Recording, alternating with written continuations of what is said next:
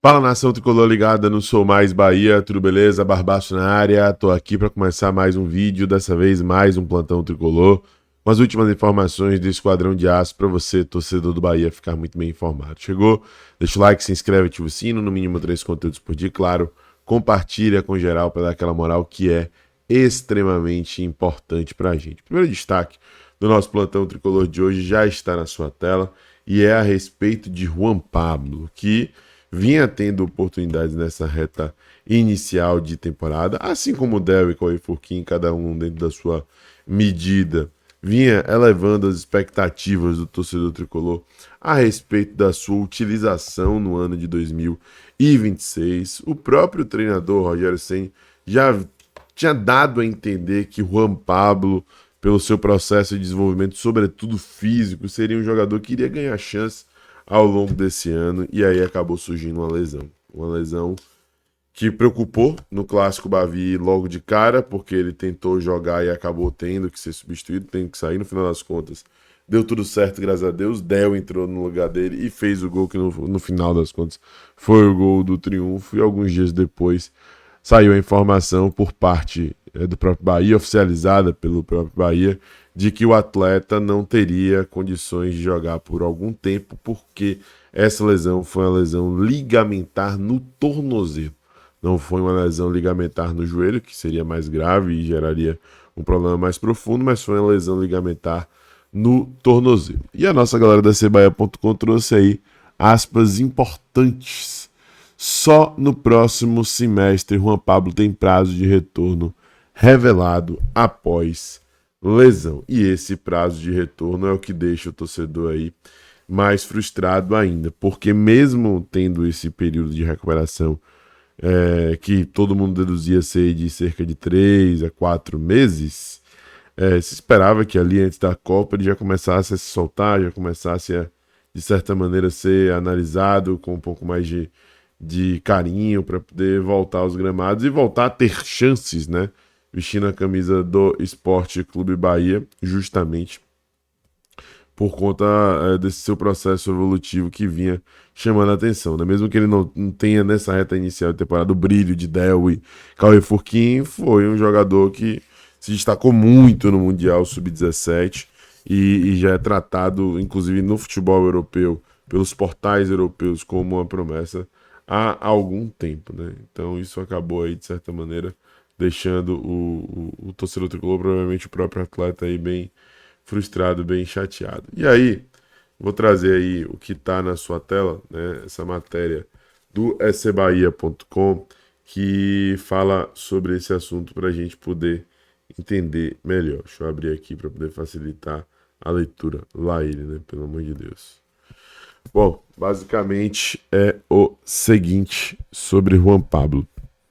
O Bahia terá um desfalque no setor ofensivo por um período maior do que era esperado.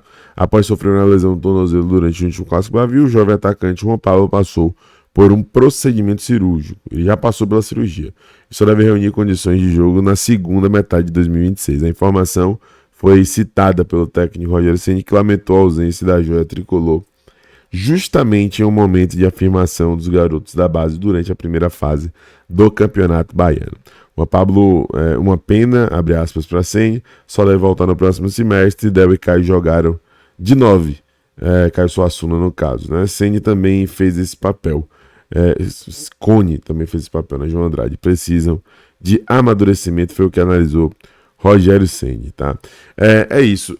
O que está muito claro é que Ceni queria testar cenários diferentes ali, com jogadores de características diferentes, para ver quem ia conseguir se desenvolver melhor para pleitear essa posição ali de disputa com o Willian José, sobretudo antes dessa vinda definitiva que deve acontecer ali no meio da temporada de Alejo Vélez, né?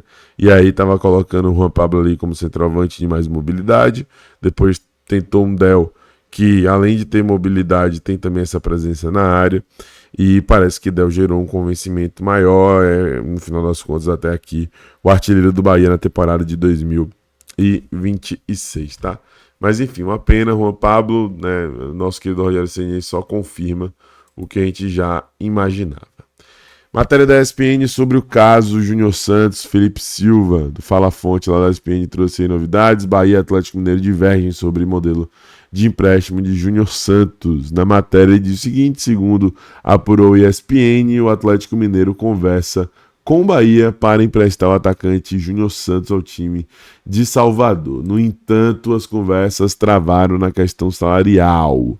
De acordo com fontes, as equipes ainda não estão alinhadas sobre a porcentagem que cada um dos times pagará de salário do jogador, que é considerado alto dos dois lados. Os mineiros fizeram proposta para dividir o montante, mas com os baianos ainda bancando a maior parte, o que não foi aceito pelo clube. Justamente por isso ainda não houve acordo, o que faz Júnior Santos permanecer ligado ao Atlético Mineiro. Segundo a apuração, as conversas ainda seguem nos bastidores com os clubes nas tratativas para tentar chegar a um desenvolvimento, a um denominador comum. O ex-Botafogo, por sua vez, segue treinando no Galo, mas não vem sendo relacionado pelo técnico Jorge Sampaoli para as partidas da equipe. Tá? Então a situação é essa. O que a ESPN traz aí de novidade é que o negócio ainda acontece, é que o diálogo ainda ocorre e o Bahia procura tentar cozinhar o Atlético Mineiro nessa situação, né? Sendo ali bem claro, pelo que parece, de que quer. Júnior Santos deseja ele, quer vê-lo nessa temporada, ele se desenvolvendo, ver como ele vai se comportar, como ele vai sair vestindo a camisa do esquadrão, mas que não vai fazer isso de qualquer jeito e que, sobretudo, não vai fazer isso do jeito que o Atlético Mineiro quer, com esse valor aí que foi determinado pela equipe do Galo e que o Galo se dispôs a pagar quando contratou o atleta, né? Então, enfim, o panorama é mais ou menos esse. A gente segue aqui aguardando novidades. O Bahia certamente está atendo a outros mercados, a outras oportunidades que têm ocorrido. Tem algumas movimentações que a gente relatou, inclusive, ontem aqui no canal, que dá a entender que o Bahia não está esperando para ver, mas o Bahia quer totalmente dentro dos seus moldes que aconteça alguma negociação para que esse jogador venha, justamente porque ele não vem para ser o principal nome, a não ser que esse jogador prove o contrário, né? Porque existe ali uma cadeira cativa, de certa maneira, preparada para a vinda de um centroavante de nível mais elevado, com investimento mais robusto, que o Grupo City já definiu que será o Alejo Vélez, né? Por mais que ainda seja jovem e caso venha precise se desenvolver e mostrar o seu valor dentro do Esporte Clube Bahia, as credenciais de Alejo Vélez faz com que a gente não imagine outro cenário, né? A gente imagine aí esse cenário de Alejo Vélez sendo o titular, o homem ali da posição, tá? Bom, gente, outro destaque do nosso plantão tricolor de hoje, jogar aqui na tela para vocês, acho que agora dá para ver, é a respeito do nosso querido Kaique, porque o André Hernan trouxe novidades concretas sobre esse caso de Kaique, né? Ele já tinha dito antes que o negócio estava fechado, assim como o Globo Esporte, que inclusive antecipou, né, de um empréstimo à equipe do Corinthians. E agora o próprio Hernan digita: Kaique, 2 pontos. Forte pressão interna do Corinthians fez cair do negócio que estava fechado. O Dorival aprovou, Marcelo Paes ajustou tudo, mas por questões totalmente políticas. Houve mesmo um recuo. Isso por conta da revolta com Bahia / Grupo City no imbróglio recente envolvendo Cauê Furquim. Cara, que loucura, né?